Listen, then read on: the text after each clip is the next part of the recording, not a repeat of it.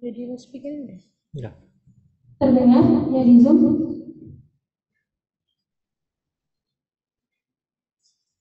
Apakah yang di Zoom terdengar suaranya? Sudah terdengar, sudah terlihat, Bu. Oke, lanjut ya. Lanjut. Ya, untuk genus Anopheles sendiri, yaitu contoh spesiesnya ya, Anopheles aconitus. Nah, untuk penulisannya genus dan spesies ini miring ya. Kemudian untuk genus Culex itu ada contoh spesiesnya, Culex fasciatus. Kemudian untuk Aedes yang sudah kita sering kenal yaitu Aedes aegypti dan juga Aedes albopictus, dan juga ada genus Mansonia dan Toxorynchites. Nah, untuk ciri khas Ordodiptera sendiri yaitu bentuk tubuhnya seperti tabung dan juga memiliki sepasang sayap ya. Jadi di sini ada yang bagian tidak terlihat ya. Jadi ada sepasang sayap yang dia mengalami rudimentasi ya. Jadi dia mereduksi dan dia bentuknya seperti kenop. Itu namanya halter yang berfungsi sebagai alat keseimbangan. Kemudian selanjutnya yaitu Ordodiptera ini sendiri juga mengalami metamorfosis sempurna ya. Jadi untuk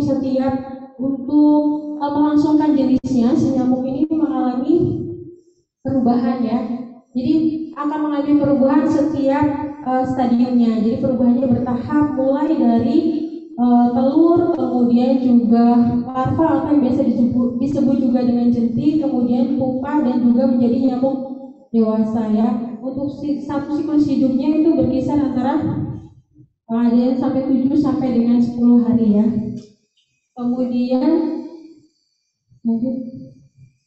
Ya, di sini ada siklus hidupnya mulai dari telur yang biasanya ditaruh di atas air, kemudian di tempat bunga, lubang-lubang pada pohon, nanti bisa dibaca ya. Kemudian untuk larvanya itu hidupnya juga di air.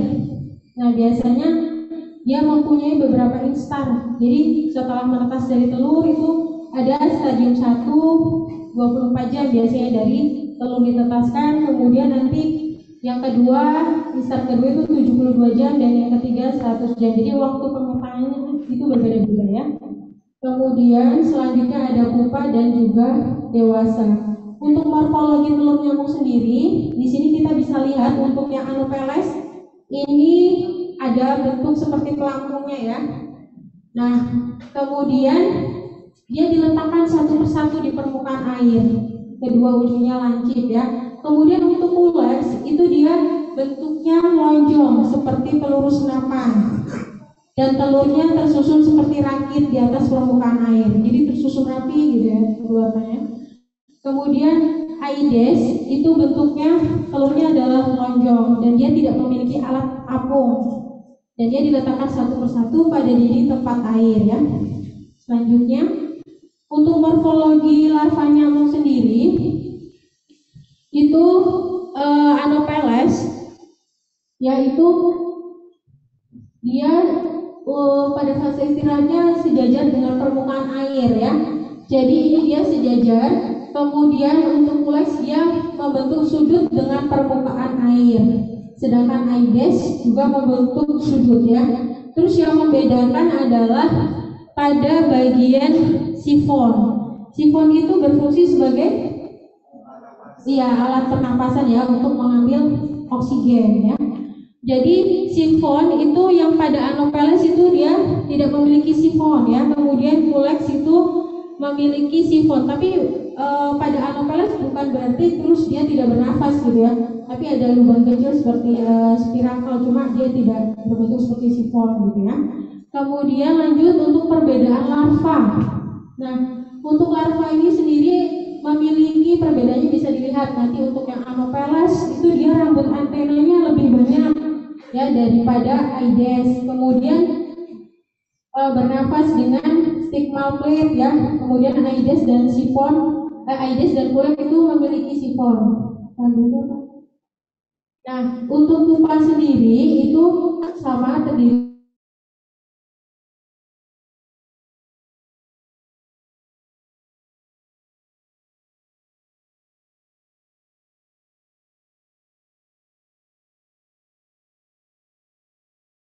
Kemudian selanjutnya untuk perbedaan pupa sendiri yaitu pada Anopheles itu ada seperti corong dengan ujung melebar. Jadi dia ada seperti trompet ya. Nanti kalau kalian amati di bawah mikroskop.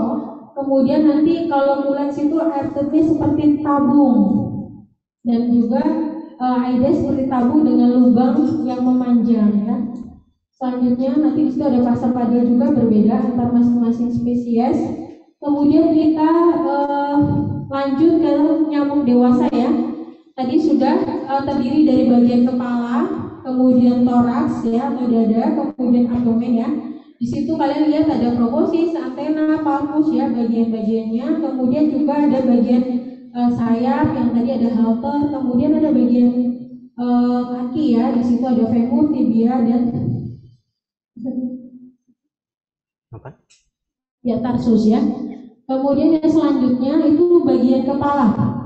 Nah di bagian kepala itu terdapat sepasang mata majemuk, kemudian ada sepasang antena berbuku-buku, dan juga ada terdapat rambut nyamuk jantan ya. Jadi nanti ada perbedaannya ya bagian kepala nanti ya di bagian antenanya. Kalau misalkan spesiesnya nyamuk jantan, berarti dia biasanya memiliki antena yang lebar ya. Kemudian yang biasanya disebut dengan gumos ya. Kemudian yang betina memiliki antena yang dengan rambutnya lebih jarang atau tipis yang biasa disebut dengan pilos ya. Oke, selanjutnya bagian toraks tadi sudah ya dijelaskan bagian ada sepasang sayap. Nah, di situ juga ada rumus venasi sayap nyamuk. Biasanya ini digunakan untuk waktu kalian mengamati ya atau mengidentifikasi spesies ya. Biasanya untuk Anopheles ya lebih. Kemudian selanjutnya adalah bagian abdomen ya. Nanti terdiri atas 9 segmen. Kemudian segmen terakhir itu ada yang dinamakan alat kelamin ya. Pada hewan betina disebut seti dan pada hewan jantan disebut hipopygium ya. Selanjutnya, kemudian untuk perbedaan nyamuk dewasa itu tadi pada Anopheles, Aedes dan Mulex itu palpusnya kalau pada Anopheles itu ujungnya melebar.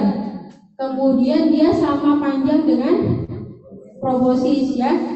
Jadi palpanya sama panjang dengan proboscis. Sedangkan Aedes dia ujungnya tidak melebar dan sama panjang ya dengan proboscis. Kemudian Mulex juga tidak melebar.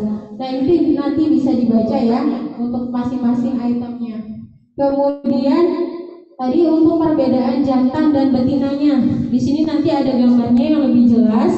Di situ tadi ada palpanya ya untuk yang memiliki pelebaran tadi sama sudah. Kemudian antenanya juga berbeda antara yang jantan dengan betina. Kemudian spotel yang tadi ya akhirnya.